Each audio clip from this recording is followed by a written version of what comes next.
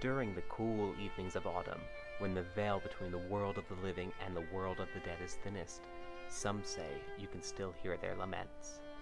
They say that Halloween time is our time to reach out to the ancestors. This is our time to call them, honor them, pray to them, and ask for those things that we truly want, to ask for the miracles and the blessings. And so I encourage you all to do that in these next few days and to embrace the magic all around us. Sorrow, injustice, intolerance. Through the ages, witch hunts have torn families apart with hysterical accusations and painful torture. Women have been snatched from their lives and forced to endure the most horrific of experiences in the name of unjust traditions. Cruelty and death were the consequences of wisdom and healing, executing thousands over the course of just a few centuries. Let's begin by remembering the story of Anna Pappenheimer. I do this every year. I honor her. If you've heard it before, maybe you'll hear more details this time. If you've not, get ready. The year is 1600, so let's go back in time. And Anna Pappenheimer is very poor, very, very poor. She actually is the daughter of a grave digger and the wife of a privy cleaner. Do you know what that is, privy? It's like the old outhouses. So not very pleasant. That's her husband. And they are Lutheran, but they live in a Catholic land in Bavaria. Anna has been married 37 years. She's had 7 children.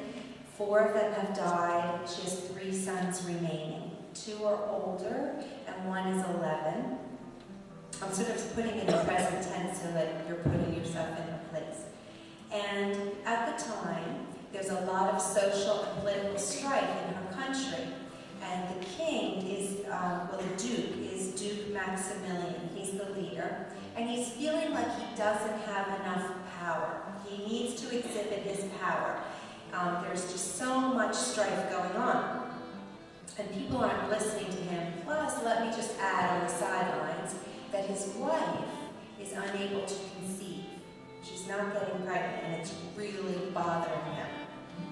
Okay? It's usually you hear something about conception or birth or children in a narrative like this.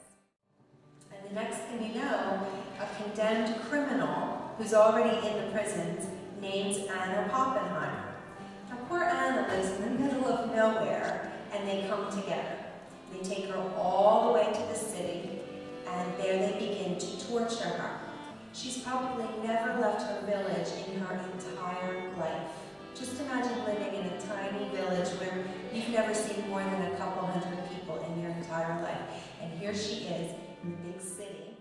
And at some point she figures out that if she says yes, they'll stop torturing her. So she starts saying yes to everything. Let me tell you what she confessed to.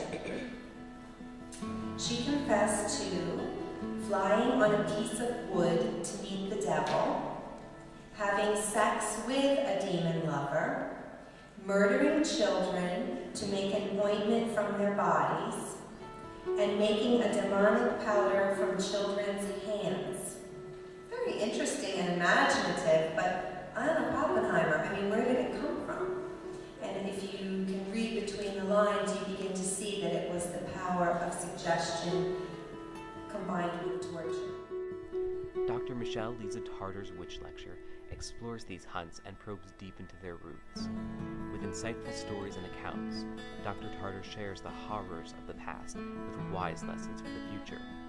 Her stories range from that of Anna Pappenheimer and her execution in the 1500s to the witch hunts carried out by former vice presidential candidate Sarah Palin's own pastor. It makes us ask some important questions like, why would that happen?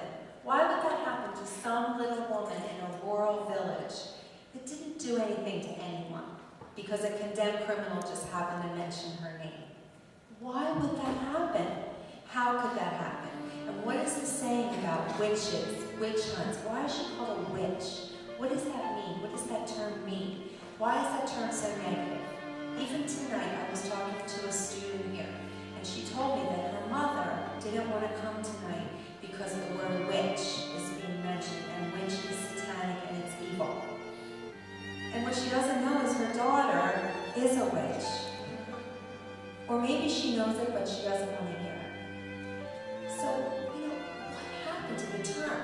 And when I got on this train, I couldn't stop because I was fascinated with these questions and I was driven by them.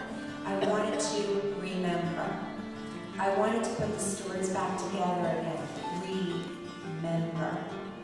And so I went back to the sources. I started to try to find out who were the original witches. Who were they? Were they all evil satanic beings? What happened? Why are they evil and satanic? Why do people think? Pre-Christian societies, it was balanced. And at the heart of village life, in every village throughout Europe, there was a wise woman or healer. It was like going to the doctor today. And she was the witch. She was the healer, the wise woman. She was the midwife. If you had a fight with your husband or your boyfriend, what do? You go to the witch. If you broke your elbow, that's awful sound. If you broke your arm, what do? You go to the witch. If you're really mad at somebody and you need to do something about it, go to the witch. Always looking for sort of the blame game. Who's going to take the rap for this? And it was a very convenient mechanism, a witch hunt. Very, very convenient. And it made a lot of money for the people in power, right? Well, if you got accused of being a witch, you'd be taken in. Your family had to pay for the jailing fees, and your food, and your bedding. Then your family had to pay for your trial and your execution. And if they couldn't pay, then they went to jail too. So it was a never-ending machine. In addition, under torture, if you gave names of accomplices, they would lessen your torture. So that's how the names started flying. And as I said, sometimes in villages, only one or two people were left standing. It got really ugly in some places in Europe. My students have been studying.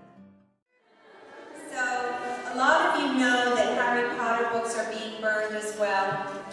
I think you know this, but they sing Amazing Grace and they have book burnings. It's like right out of World War II. It's a horrible thing, these book burnings. And of all things, to burn Harry. Good little Harry. And there was a teacher recently who lost her job because she was teaching the Goosebumps series and Harry Potter. And people on the board of education and the parents, PTA stuff, they said that she was trying to teach the children witchcraft. So that lawsuit is in the courts now. That's up in New York. That's not even that far away. Can you believe this? This is going on. This is not right. Dr. Tarter's captivating storytelling is pure magic. Let her take you back to a time of immense sorrow and lose yourself in her potent tales. Experience this evening of witch legends and lore, filled with ancient and modern stories about wise women, healing, power, persecution, and